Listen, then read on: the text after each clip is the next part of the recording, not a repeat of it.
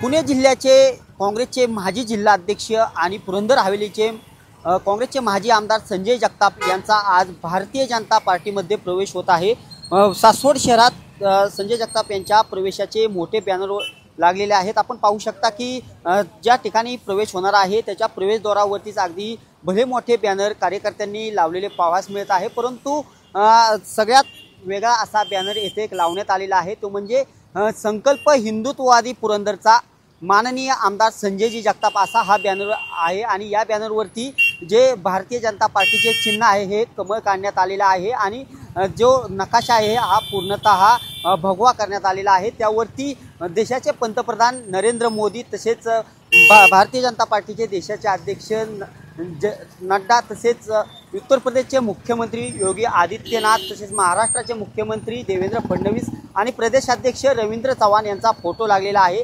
साहजिकच सासवड शहरात अनेक बॅनर लागलेले आहे। सकाळी 11 वाजता जे प्रदेशाध्यक्ष आहेत रवींद्र चव्हाण यांच्या उपस्थितीत संजय जगताप यांचा प्रवेश होत आहे।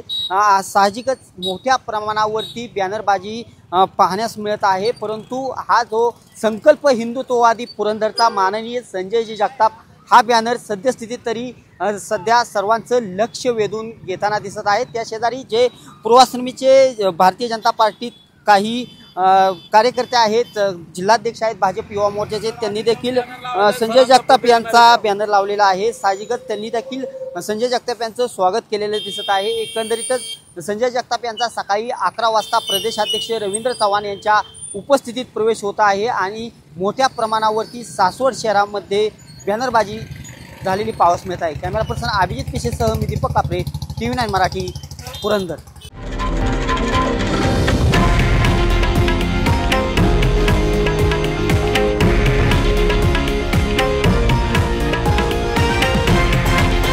हे आहे देशातील नंबर 1 न्यूज नेटवर्क आणि आपण पाहत आहात TV9 मराठी, एकमेव।